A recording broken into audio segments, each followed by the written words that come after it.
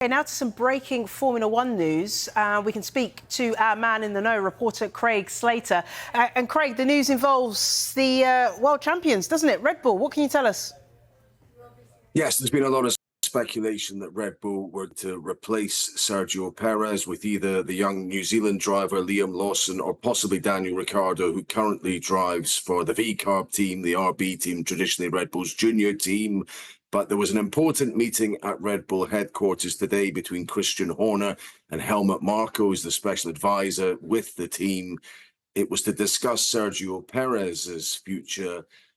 Marko had his say on this, and given how cutting Helmut Marko was about Perez's performance in Belgium, it was felt he would be lobbying potentially for his replacement, but that has not happened.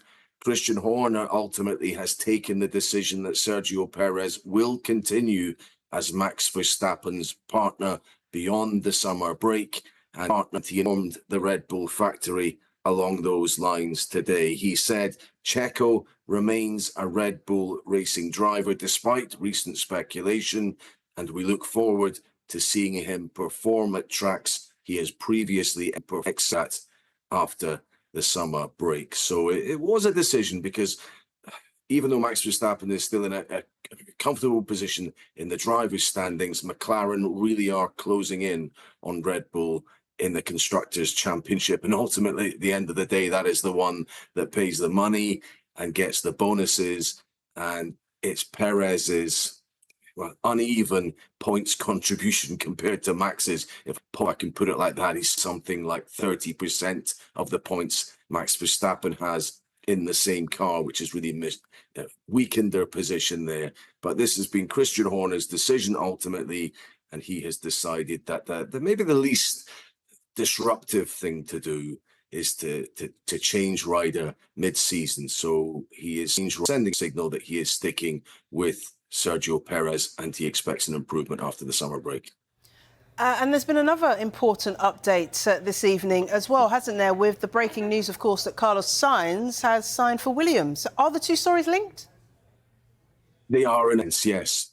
Sainz had certainly been holding out for the potential to drive for Red Bull next year for a couple of months, but it became clear that that was not an option. I think the decision that he has taken to sign with Williams is a great vote of confidence in the progress they're making and in the leadership of James Vowles and in the event which is going on in Grove in Oxfordshire. It is a vote of no confidence. There's no other way to put it in the No Sauber project. And I was speaking to someone with a window on that situation. I mean, this was meant to be a big works outfit, the Volkswagen Group, big into Formula One with a lot of money to win races from their debut season. They'd hoped at least, or to get close to that in the first couple of years, but they really do not look like they're making progress. They have got rid of we're seeing that project, Andrea Seidel, they brought in Mattia Binotto. One insider at that team described the situation there to me as a mess. And observed that they couldn't even put a wheel properly on the car for most of this season, never mind be in a position to build a season towards championships. So I think because neither of the top seats, the obviously potentially available ones, Red Bull or Mercedes now, seem open to signs, and it looks again like young Kimi Antonelli will be going to Mercedes as Lewis Hamilton's replacement. He has decided that he needs to make a decision or risk losing the Williams seat. And I think that's a fantastic combination, him and Alex Albon. The question tonight, I suppose, is will Red Bull ultimately live to regret sticking with Perez when maybe other options were out there?